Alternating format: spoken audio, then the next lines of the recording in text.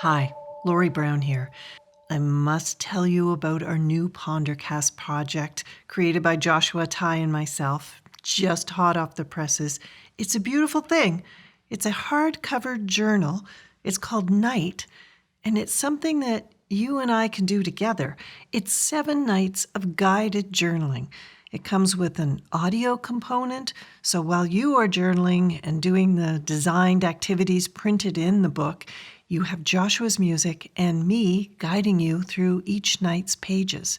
So spend 30 minutes a night for a week with us and see what journaling in the dark reveals for you. We think it's a great gift, and it can come with a new Pondercast t-shirt. You can buy both together or separately at pondercast.ca. And at our new $20 a month Patreon tier, you get the journal and t-shirt free. So now's a good time to become a supporter of Pondercast. Actually, any time is, because this is the only way we earn anything from Pondercast, through our merch sales and through your support.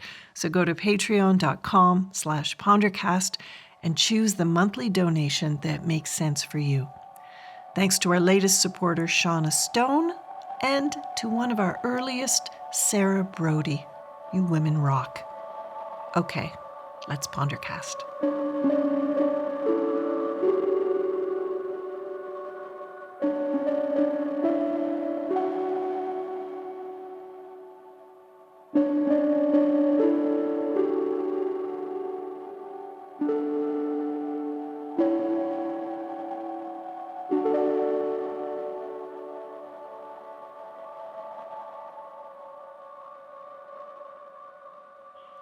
Leif Vollebekk is a favorite artist of mine. He's originally from Ottawa, now lives in Montreal, and I have been mesmerized by his music from his very first album, Inland, back in 2010. And after playing him on radio for a long time, I finally got to see him perform beautifully and meet and talk to him after he played Toronto, supporting his brand new record called New Ways, now out on Secret City Records. So what you have ahead of you on this episode is my conversation and music from Leif Vollebekk. And thanks to Leif and Secret City for sharing the music with Pondercast.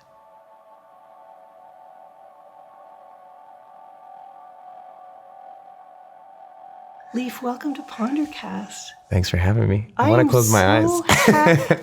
I am so happy to finally get a chance to talk to you. I have been immersed in your music in a million different ways at a million different times. I know you have. Because I'm already interrupting you. The first time I ever heard my own song on the radio was on the Signal. You're kidding. No, it was December. I was picking up my brother at the Ottawa airport for Christmas, and it came on, and it was 1921 off my first record, and I didn't compress that record a lot, and it was the first time I heard it with radio compression. And I got all super weepy. And it's all because of you. The first time I heard my music on the radio. Yeah. So I was really happy to do this. Yeah. So thank you. Oh, that's a very special moment, isn't it? Yeah, it's great. It was crazy. It was like, oh, it's my life now. Yeah, it's nice. I'm tired of being reasonable.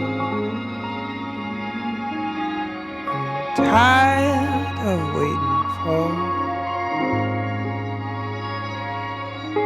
some sign of the old land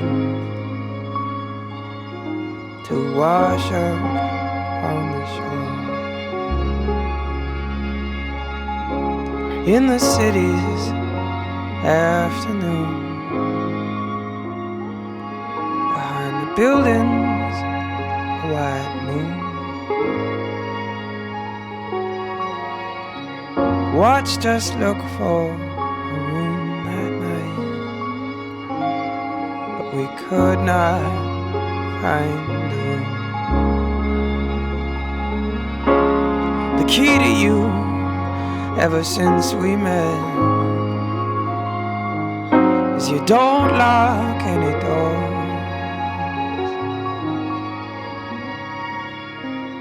I'm climbing up your snowy steps. My her shoes on the wet wood floor. Now she's in the shower, I hear the pipes creaking, groaning like the traffic outside. She comes down and sits next to me. My mouth was open wide. Your picture is a portrait. The portrait's never done. I don't know how it got here, but I know where it's from.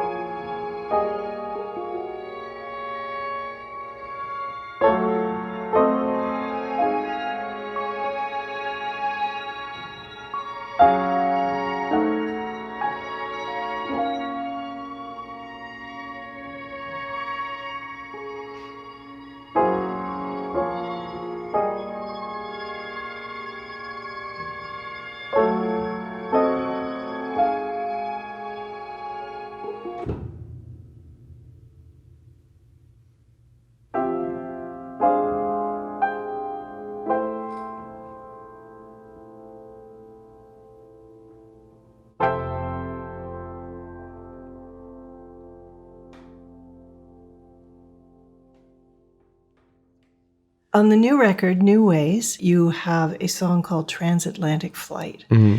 Because when I go on a transatlantic flight, that's my experience of you. That's who I take with me. It's you when I'm up in the air and I listen to your music. Oh, like other songs. Not that one. All your music. Oh, that's amazing. All your music. And so on the new record to have a song called Transatlantic Flight was crazy. What is it about that 30,000 foot frame of mind that appeals to you?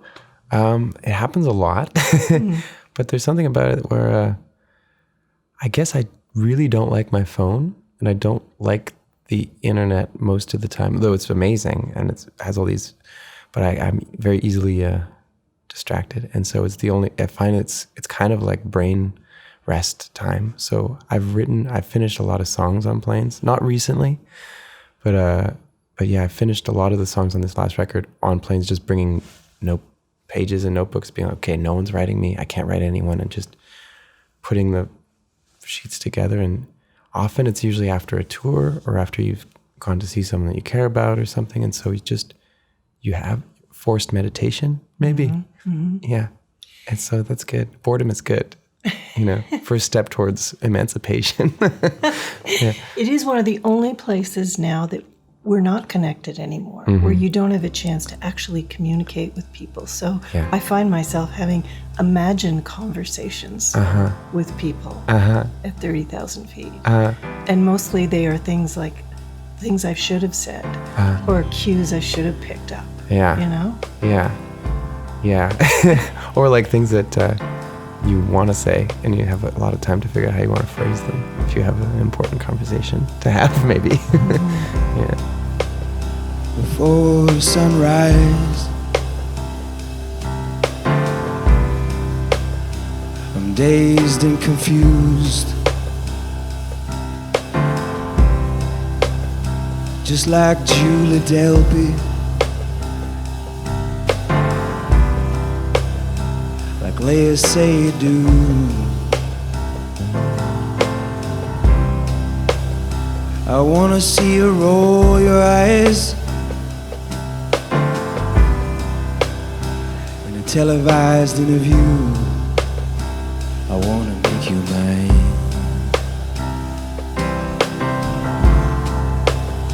I wanna make you mine.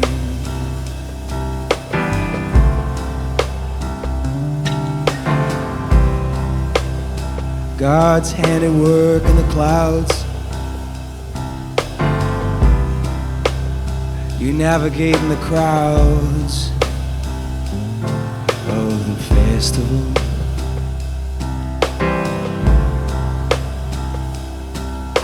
Of the festival.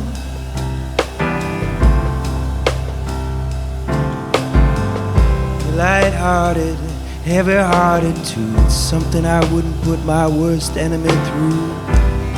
Now I'm looking at the sun through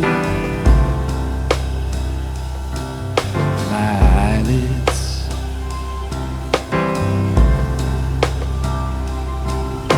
My eyelids.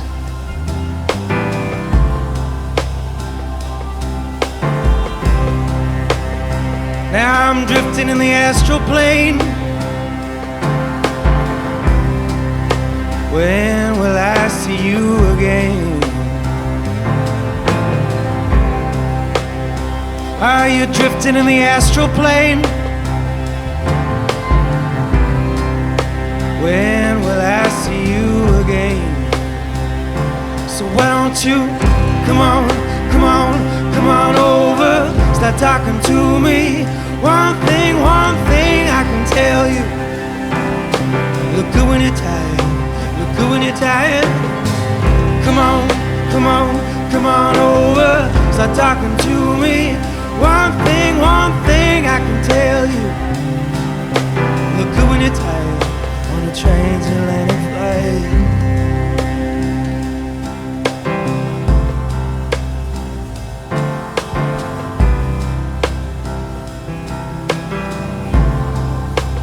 Transatlantic flight.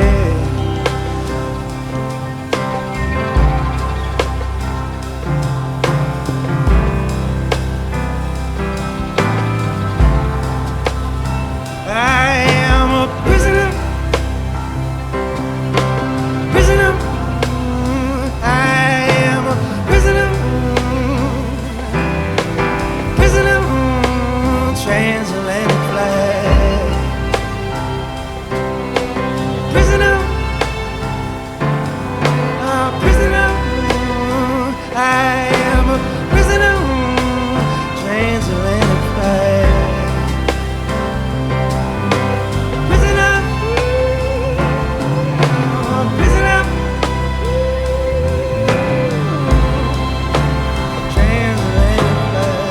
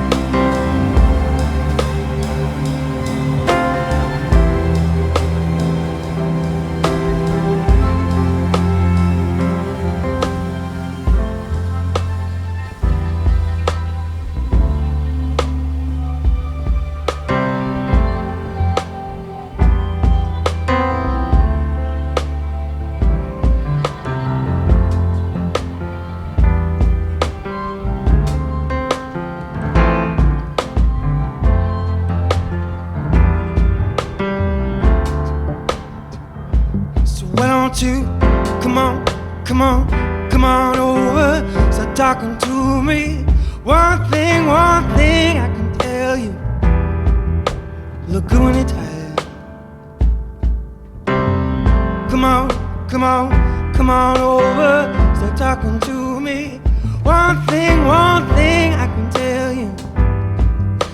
Look good when you're tired on a transatlantic flight.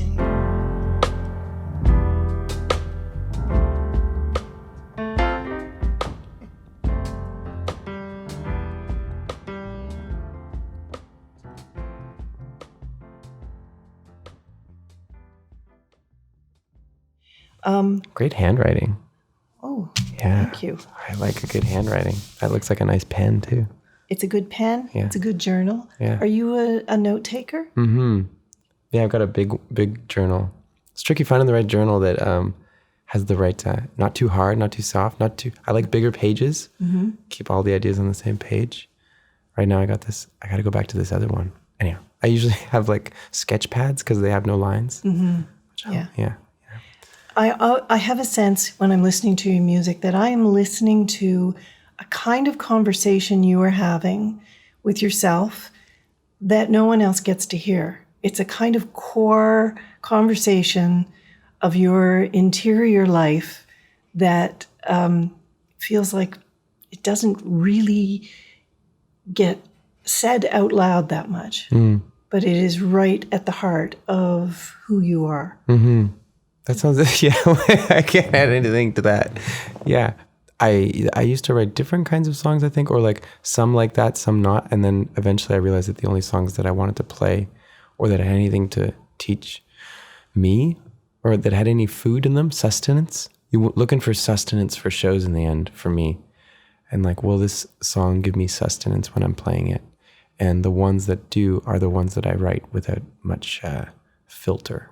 And then every night when I'm playing them, I go, oh, do you think that's what that was from? Or, oh, that's from when I was 7 that happened. And like, just kind of like, and then that's most, when a good show is when I'm like, I hear a line and I go, oh, that's what that was. But I don't, yeah. So yeah, they are just exactly just conversations with myself. How do you feel about sharing them? I mean, putting them out on a record for the first time or for an audience, does it all of a sudden, do you take a little, gulp and go, is this too much? Is this...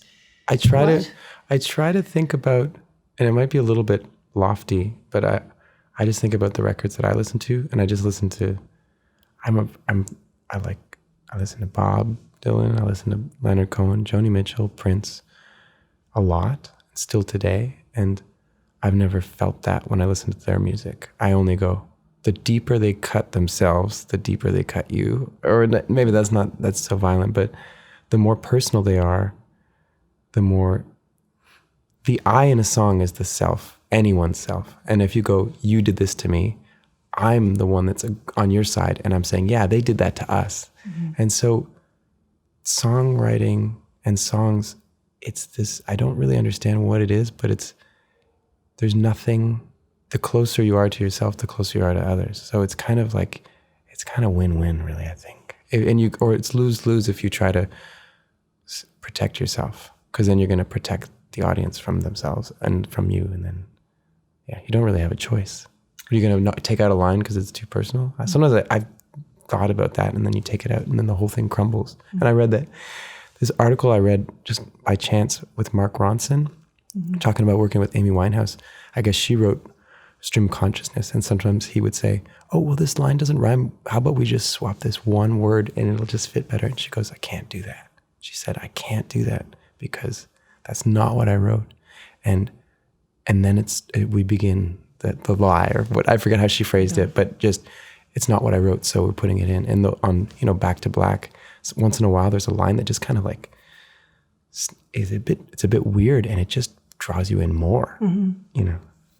Yeah, well, I feel like when I'm listening to your music, you are speaking to the interior me that nobody else sees. Well, that's nice. And you can't get any closer than that. Oh, that's nice. That would be the ultimate goal. Right? That'd be nice. That personal spot. The song Hot Tears, I was trying to imagine how many times in your life you are going to play that from now on, because it is such a great song. Oh, thanks. It is such a great song, and I can imagine you playing that thousands of times. Are you up for that? Or is that okay with you? I think so. I cut the second verse, and I'm really into it. Yeah. Because that was the second verse that was heavy, and then when I cut it, because we recorded it, and it's the only song with an edit on the record, I think.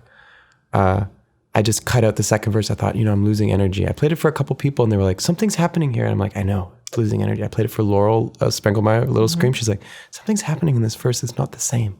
And I'm like, perfect. It's not because of her I cut it. I don't want her to feel bad. But yeah, it's the first time I feel like the length is really helpful for live too. Maybe that's too technical. I'm happy to play that song, yeah. It doesn't feel like a song to me, though. What is it? I don't know. All the other ones are songs, but that one was in my head for not a year, but months and months, and it would just play on and on in my head. It would just play. I would be in the shower, I'd be biking, I'd be walking around, and it just would play in my head all the time. And it started off as like an Oasis kind of ballad, like kind of like Wonderwall-y and all guitars. And I was struggling to figure out what it was supposed to sound like. And then by the time we recorded it with the piano, it was pretty close. And then I just let it go. But it's weird. I don't feel like it's a song. So when people like it, I'm like, oh, cool. For me, I don't know what it is, but it feels like this. I can't really explain it. I don't have an attachment to that song. In a way, I think maybe I was too attached to it. So now it's like, no, it's weird. I don't see it as a song. I see it as this thing that happens and then it's over. It's really weird. I don't hear it. Does that make sense? I'm trying to figure that out. I can't figure it out. All the other songs I go, oh yes, this is the color. Here are the chords. And it does this. But Hot Tears is kind of like this. If everyone said we hate that song, I'd be like, that makes sense. It's not a song. When people say I like it, I go, oh, that's great, because I didn't know. It's weird. I don't see that song. I don't understand that song. Really, I don't. It's funny. I don't know. Maybe it's because it has a lot of chords in it, maybe. A lot of very good chords, too. Oh, thanks. I have to say. Thanks. There's some shit-hot chords in that. All my songs have like 2 or 3 chords, and then it's like, on that one, I was like, oh, well, I was listening to a lot of Thin Lizzy at the time, too, and like Boys Are Back in Town has like flat 6 chords, flat 6 to 2 to 4/5, and it's like bridges and all these things, and if you play those songs, you get all this energy because there's all of these things to do. Maybe that's what it is. It's not meditative, that song. Maybe there's no meditation. It's just you got to do this, you got to do that, got to do that, and then you're out. Maybe that's what it is. It doesn't seem like a song to me. All the other ones are like 3 chords, and I just like bliss out. Maybe I'm just drawn to the wonder. I can feel it coming. Do you hear the night from the river bridge? I hear the thunder. I hear the storm in your skin on mine. Tell me what's the story, morning glory. Whisper it to me in a grand hotel, telling me all the time I'm sorry. Baby, don't I know it? It ain't hard to tell you. Well, I know. Yeah, I know. You get so low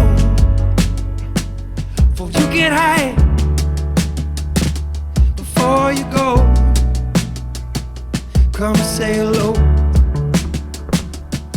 'Cause I'm never gonna find a way to say goodbye, goodbye, goodbye, goodbye. Hot tears,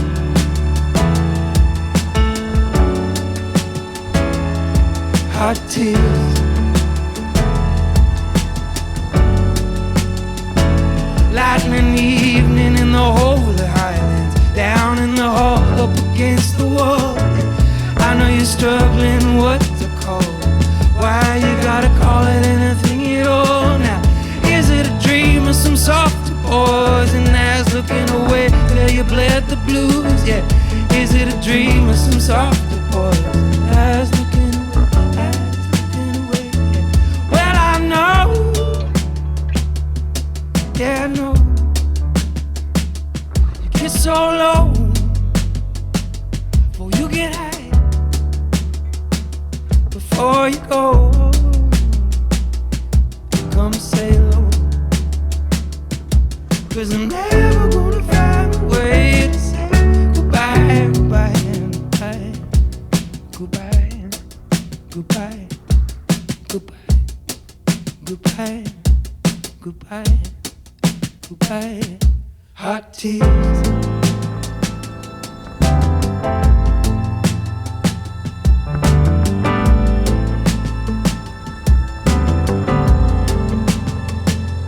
Heavenly love is right on time, but is it enough? You gotta find a light.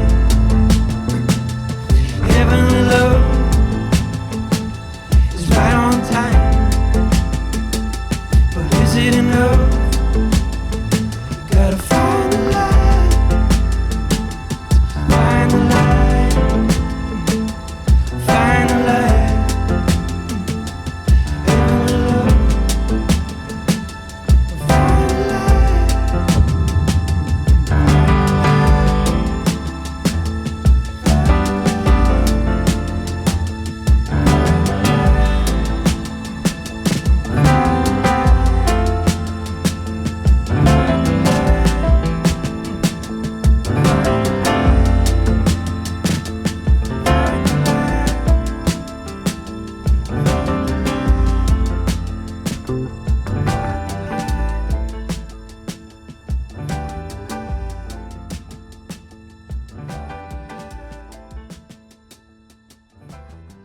If I knew your family, would I be able to understand how you have arrived at this life making this kind of music? I don't think so.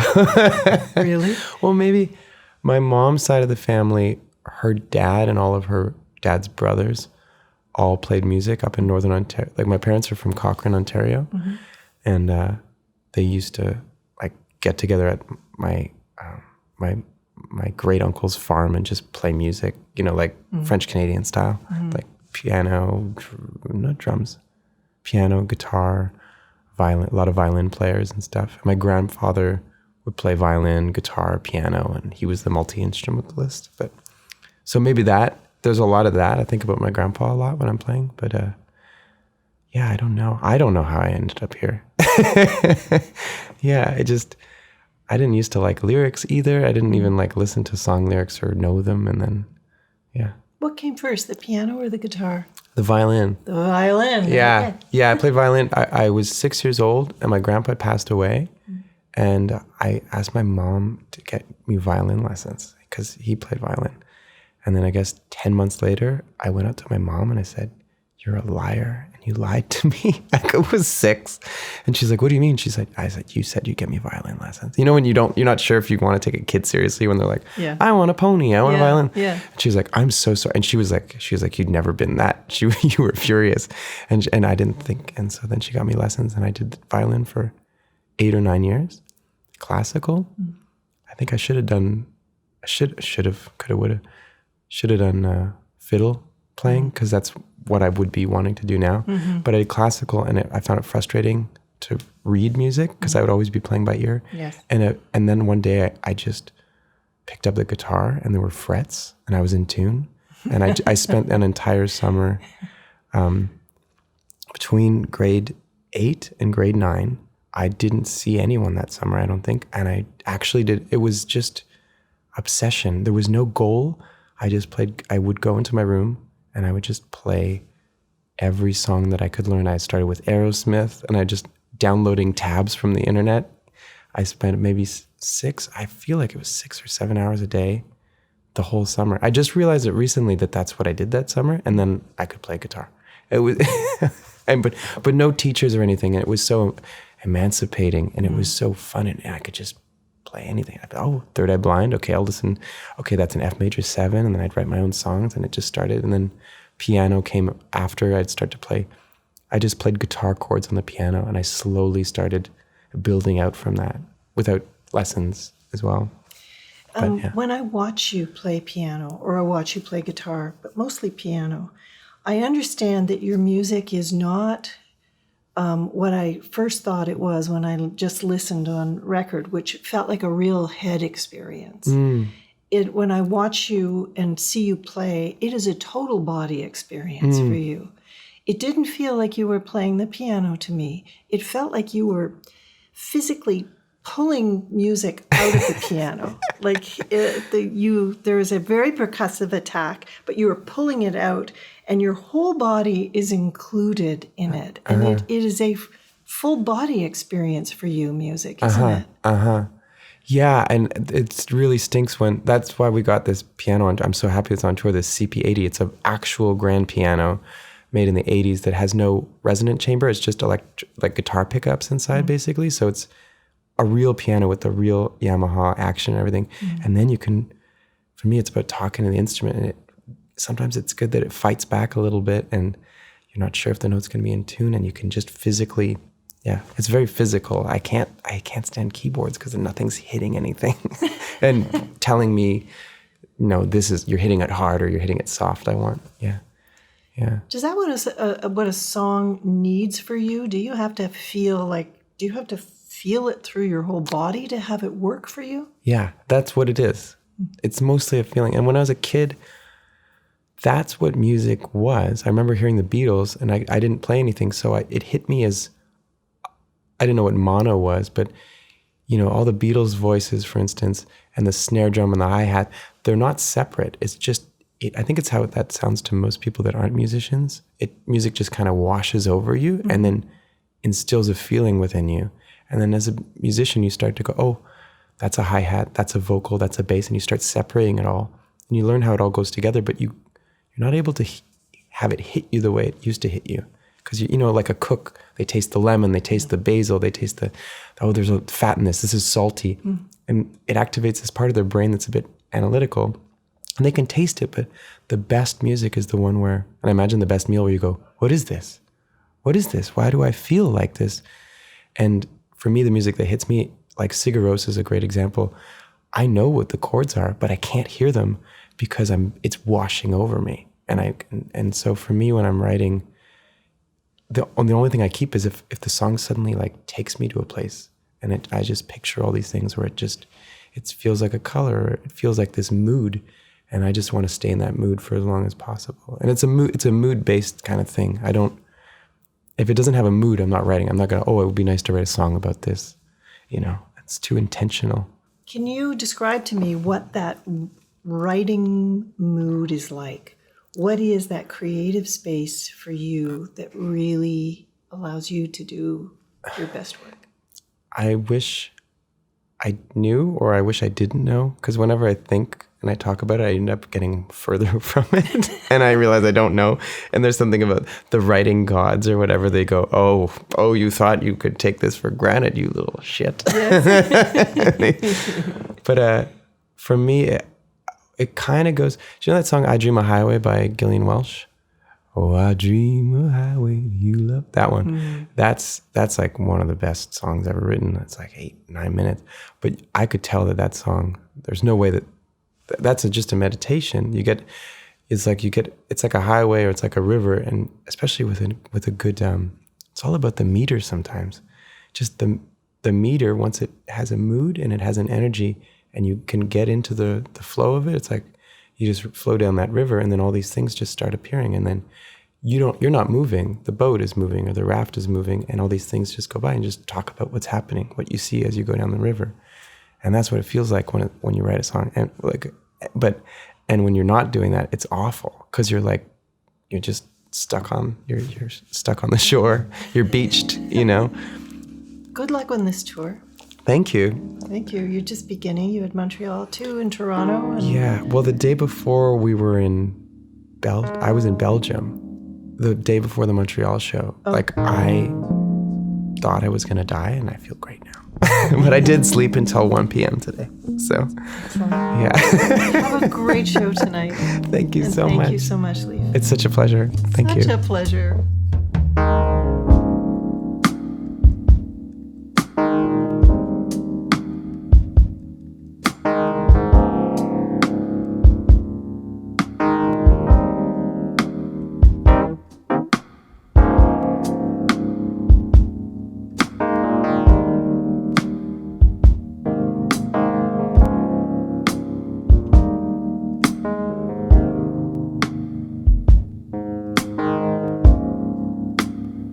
Just two kinds of people. The mad ones and the blue.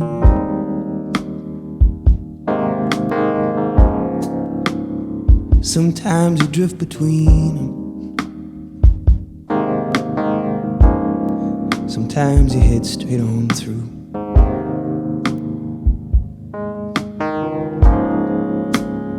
Have you seen another?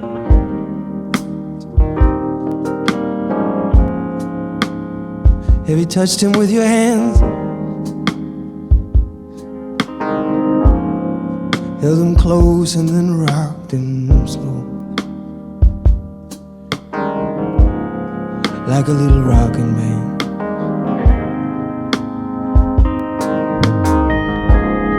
It's not raining, babe, but I wish it was. Like the night we struck a deal. Took me where I wanna go, to the way that you feel.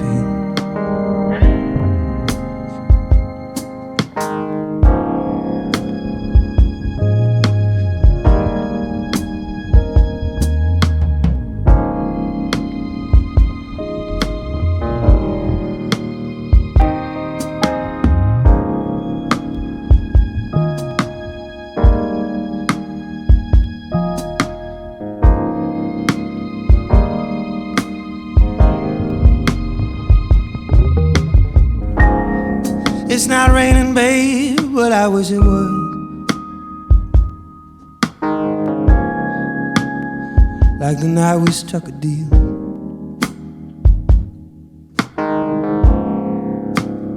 You took me where I wanna go, to the way that you feel.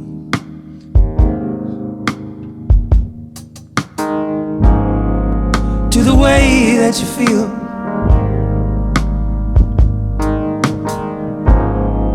To the way that you feel.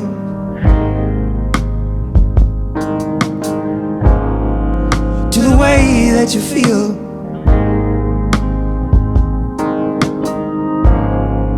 To the way that you feel.